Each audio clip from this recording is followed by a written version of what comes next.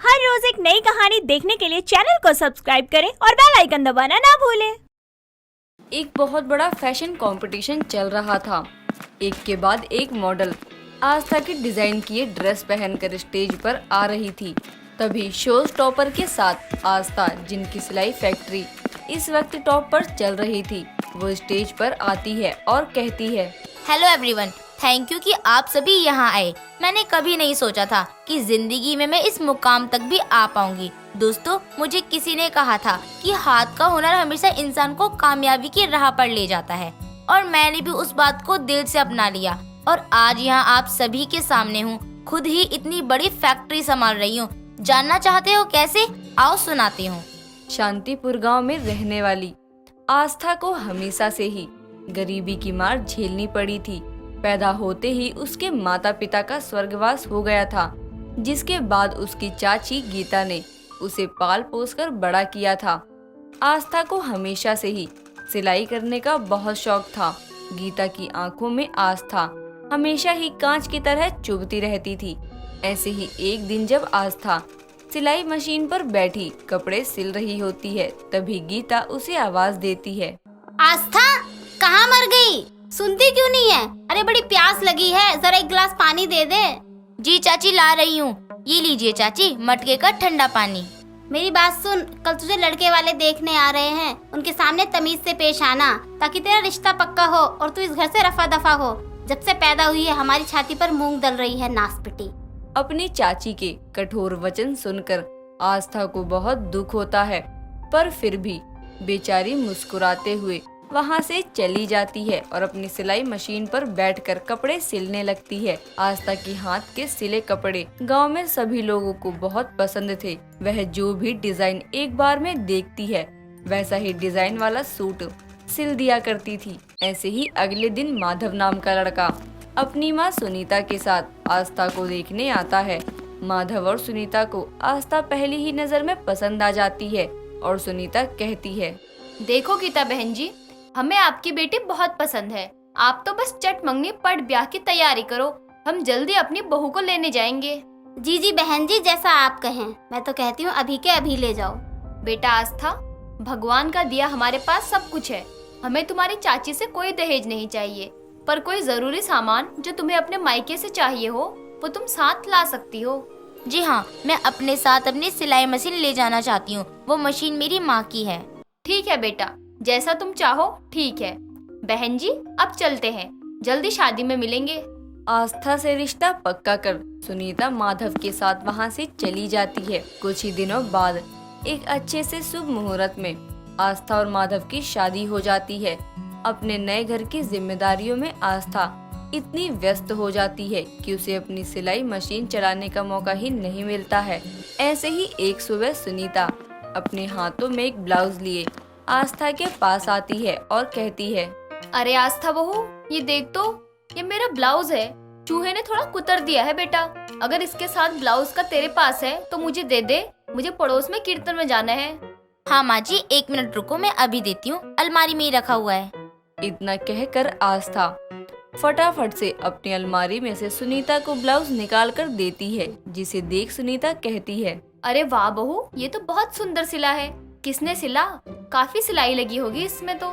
माँ जी, और किसने? आपकी बहू ने सिला है। मुझे बहुत बढ़िया कपड़े सिलना आता है, जैसा कहो वैसा सिल दूंगी। चाची के घर तो आसपास के सभी लोग मेरे हाथ के सिले कपड़े ही पहनते थे, लेकिन यहाँ आकर कभी सिलाई मशीन चलाने का मौका ही नहीं मिला। ये तो बहुत अच्छी बात है बहू। हाथ का हुनर हमेशा इंसान को एक नई राह पर ले जाता है, क्योंकि वो हुनर उससे कोई छीन नहीं सकता। हाँ माँ जी, ये आपने सही कहा। अभी आप जल्दी जाओ, नहीं तो देर हो जाएगी। आस्था की बात सुनकर सुनीता वहाँ से चली जाती है। ऐसे ही वक्त बीत जाता है। एक दिन जब सुनीता और माधव कुलदेवी के दर्शन करके घर वापस लौट रहे होते हैं, तभी रास्ते में उनकी कार के साथ एक भयंकर हादसा हो जाता है।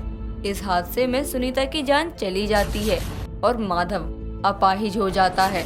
साथ ही अपनी माँ को खो देने का माधव को बहुत बड़ा सदमा भी लग जाता है।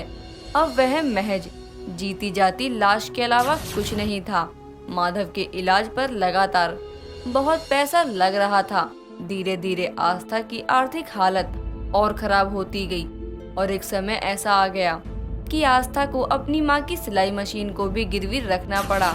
अब आस्था एक किराए के कमरे में माधव के साथ रहने लगती है। ऐसे ही एक शाम आस्था रोते हुए खुद से बोलती है, हे भगवान, मैंने किसी का क्या बुरा किया था जो मेरे साथ ये सब हो गया।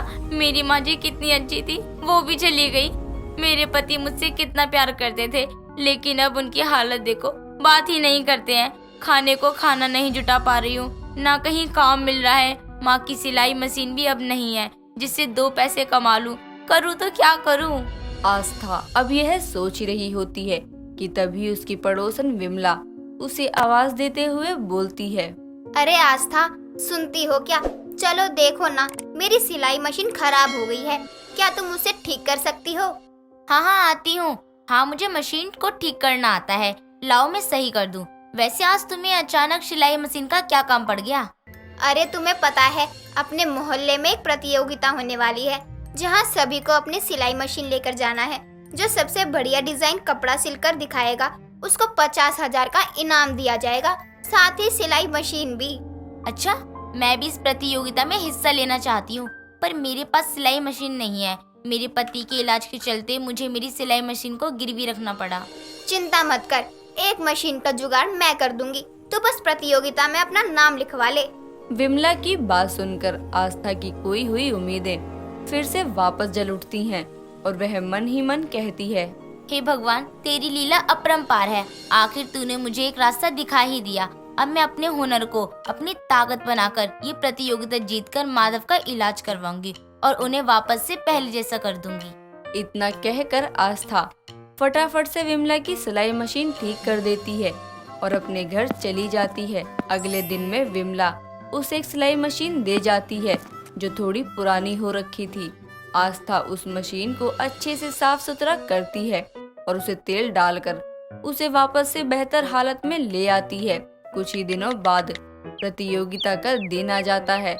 आस्था अपनी मशीन के साथ प्रतियोगिता में पहुंच जाती है। तभी प्रतियोगिता आयोजित करने वाला लड़का बोलता है, मेरी प्यारी बहनों और माताओं, अब हम सिलाई की प्रतियोगिता का आरंभ करने जा रहे हैं। आप सभी के सामने एक ड्रेस को टांग दिया जाएगा। आपको 4 घंटे का समय दिया जाएगा। आप सभी को उस ड्रेस जैसा सेम टू सेम एक ड्रेस सिलकर देना है। कपड़ा, धागा और बाकी सभी चीजें आपकी सीटों पर पहले से ही मौजूद है। कुछ ही मिनटों में ये प्रतियोगिता का आरंभ हो जाएगा। मेरी तरफ से आप सभी को ऑल द बेस्ट। कुछ ही देर बाद सभी के सामने एक सुंदर सी कॉस्ट्यूम को टांग दिया जाता है और सिलाई का समय शुरू कर दिया जाता है। 4 घंटे पूरे होने पर सभी को उनकी सिली हुई ड्रेस को कलेक्ट किया जाता है और जजेस आस्था को प्रतियोगिता का विजेता घोषित कर देते हैं, जिसके बाद आस्था को 50,000 का इनाम और सिलाई मशीन उपहार स्वरूप दिया जाता है। इनाम के पैसों से आस्था माधव का इलाज फिर से शुरू करवाती है, साथ ही अपनी सिलाई मशीन से कपड़े भी सिलने लगती है। धीरे धीरे आस्था के हाथ से सिले कपड़े लोगों को बहुत पसंद आने लगते हैं और बड़े बड़े बुटीक से आस्था को कपड़े सिलने का ऑर्डर मिलने लगता है। अपनी बढ़ती आमदनी से आस्था एक के बाद एक सिलाई मशीन खरीदकर आसपास की लड़कियों को और औरतों को फ्री में सिलाई करना सिखाती है और अपनी खुद की हुनर नाम की सिलाई की फैक्ट्री खोल लेती है।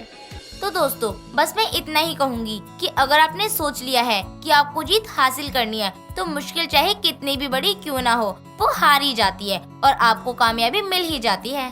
आस्था की बात सुनकर सभी तालियां बजाने लगती हैं और आस्था यूं ही अपने काम को और ऊंचाइयों तक ले जाती है। दोस्तों, अगर आपको ये कहानी पसंद आई तो इसे लाइक करें, शेयर करें और कमेंट करके बताएं कि कहानी में आपको सबसे अच्छा क्या लगा।